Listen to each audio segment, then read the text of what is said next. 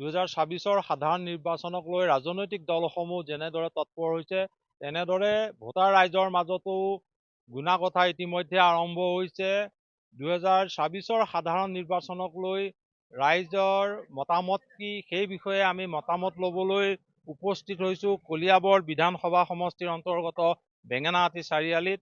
আমাৰ লগত এজন জ্যেষ্ঠ নাগৰিক আছে, তেখেতৰ পৰা জানিম। দাদা, বৰ্তমান চৰকাৰৰ কাম কাজক লৈ আপুনি সন্তুষ্ট নে অসন্তুষ্ট? সন্তুষ্টই আছে, বৰ্তমান চব ঠিকেই আছে, ৰাইজৰ ফালৰ পৰা ঠিকেই আছে। ৰাইজৰ কাম কাজ হৈ আছে, বাকীখিনি ধৰক আপোনাৰ এইটো ৰাস্তা পদূলিখিনি অলপ কষ্ট মষ্ট আছো আৰু সেইটো আৰু ৰাইজে চৰকাৰে চাব লাগিব। আমাৰ আৰু কোনো হেৰি নাই আৰু আমাৰ ঠিকেই আছে বৰ্তমান। নিৰ্বাচনটো পালে এতিয়া নিৰ্বাচন জানো কি কৰে এতিয়া। আপুনি কি ভাবে আকৌ অসমত কাৰ চৰকাৰ আহিবলৈতো সেইটোৱে আহিব লাগিছিলে, এই যোনটো আছে সেইকেইটাই বৰ্তমান যোনটো আছে সেইটো চৰকাৰ। আমাৰ লগত আৰু এগৰাকী লোক আছে, তেখেতৰ পৰাও জানিম যে আহি থকা সময়বোৰত তেওঁলোকে কাৰ চৰকাৰ বিচাৰিব। বৰ্তমান চৰকাৰৰ কাম কাজক লৈ আপুনি সন্তুষ্ট হয় নে নহয়? বৰ্তমানলৈকে সন্তুষ্ট আছো। আমাৰ বিজেপি চৰকাৰৰ কামটো হ'ব লাগে আৰু যিখন আমাৰ এতিয়া ৰাজহুৱা হৈ আছে এখনে আমি বিচাৰো। 2026 যিটো ইলেকশ্যন হ'ব আমাক বিজেপি চৰকাৰখন লাগে। কিয় লাগে মানে তেওঁ এতিয়া মামাই যিখন কৰি গৈছে এখন ভাল কৰি গৈছে, ভালটো ভালে ক'ব লাগিব, বেয়াটো বেয়া ক'ব নোৱাৰি। ভালে কৰি গৈ আছে, গতিকে সেই ভালে বুলিয়ে আমি বিচাৰো। চৰকাৰৰ কাম কাজক লৈ আপুনি ভাল পাইছে নে বেয়া পাইছে? মই ভাল পোৱা নাই। কিয় ভাল পোৱা নাই? এতিয়া আমাৰ এই উলনি চিভিলখনত 30 বেডত চিভিল বুলি প্ৰথমে ঘোষণা কৰিলে, ঘোষণাটো ঠিকেই আছিল। 30টা বেডত মানে চিভিলখন আজি এটাও মানে বেমাৰী ৰাখিব পৰা নাই। ডক্তৰ নাই, নাৰ্ছ নাই। ৰাতি যদি 2টা বজাত ডক্তৰ বিচাৰি গ'লেও নাপায়, 8টাত গ'লেও নাপায়। তেতিয়াহ'লে এইটো গৰু বান্ধাৰ মানে চিভিলে বনাই থৈ দিলে। আমাৰ মাননীয় বিধায়ক মহোদয় কেশৱ মহন্তদেৱে যদি এই উজনিখন যদি বনাই দিয়াহেঁতেন তেখেতে আজীৱন MLA হৈ থাকিলেহেঁতেন। এইকাৰণে আমি ৰাইজে ভাল পোৱা নাই। আমাৰ ৰাস্তা পদূলি আপটো ইয়াৰ পৰা উজনি বা শিৱস্থান, গড়গুৰি, দীঘলী, খালিয়াতি, ৰধলা, এইফালে পাতলি, মঙামাৰী, ধনেখোৱা গোটেই ৰাস্তা একদম খালে খাল হৈ গ'ল। এইকাৰণে মই সন্তুষ্ট হোৱা নাই।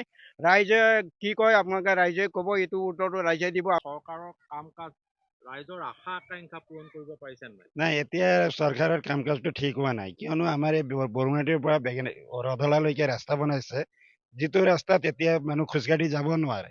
ইমান ধূলি ধূলি ধূলি, ধূলিৰ ওপৰত আৰু একো নাই। এটা গাড়ী গ'লে আমাৰ দোকানৰ ভিতৰত গোটেই ধূলি উৰি যায়। ধূলিৰ কাৰণে চৰকাৰে একো ব্যৱস্থা লোৱা নাই, সেইকাৰণে আমি ভাল পোৱা নাই। 2026 নিৰ্বাচন পালেহি, আপুনি কি চিন্তা কৰিব? 2026 আৰু চিন্তাটো কি কৰিম, এইটোতো নিজৰ মতামত হয়। ৰাইজে চৰকাৰ বাছে, ৰাইজৰ কথা সেইটো।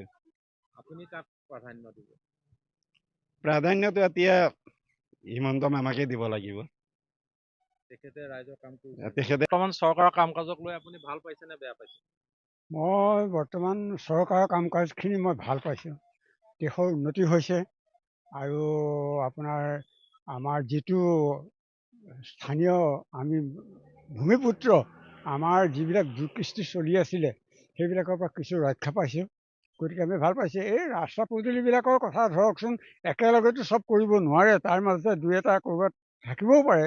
সেইটোক লৈ আমি কমপ্লেইন কৰিলেও নহ'ব, চৰকাৰে সময়মতে কৰিবই। কিন্তু 26 নিৰ্বাচন আমি হিমন্তকে বিচাৰিছোঁ আৰু তেখেতকে আমি সম্পূৰ্ণ সহযোগ কৰিম। আপুনি কি ক'ব? বৰ্তমান চৰকাৰৰ কাম কাজক ভাল পাইছে নে বেয়া পাইছে? বৰ্তমান চৰকাৰক এতিয়া ভালেই পাইছোঁ, চবেই ভাল পাইছোঁ। আমাৰ এতিয়া ধৰক ৰাইজেও ভালেই পাইছে। 2026 আপুনি কাক বিচাৰিব? 2026 আমাৰ এই বিজেপি চৰকাৰকে লাগে। হয়, আমাৰ লগত আৰু দুগৰাকীমান মহিলা আছে, তেখেতসকলৰ পৰা জানিম। বাইদেউ, বৰ্তমান চৰকাৰৰ কাম কাজক লৈ আপুনি ভাল পাইছে নে বেয়া পাইছে? ভাল পাইছো। ৰাইজৰ কাম কাজ কৰিব পাৰিছে নাই? ভালে পাই আছো। 2026 নিৰ্বাচন পালেহি। পালেহি। আপুনি আকৌ অসমত কাৰ চৰকাৰ বিচাৰিব? কাৰ চৰকাৰ বিচাৰিম? হেমন্ত বিচাৰিম। কিয় বিচাৰিব? মামাই আমাক দি আছে আৰু চাই আছে সকলোখিনি চাই আছে এনেদৰে দেখা গ'ল দুই এগৰাকী লোকে অঞ্চলটোৰ সামগ্ৰিক উন্নয়ন সাধন নোহোৱাৰ অভিযোগ তুলিছে যদিও অসমত কিন্তু দেশৰ স্বাৰ্থত ৰাইজৰ স্বাৰ্থত আকৌ ডক্টৰ হিমন্ত বিশ্ব শৰ্মাৰ নেতৃত্বাধীন চৰকাৰখনকে অসমৰ শাসনৰ গাদীত বেঙেনাআটী চাৰিআলিৰ অঞ্চলৰ ৰাইজে বিচাৰিছে।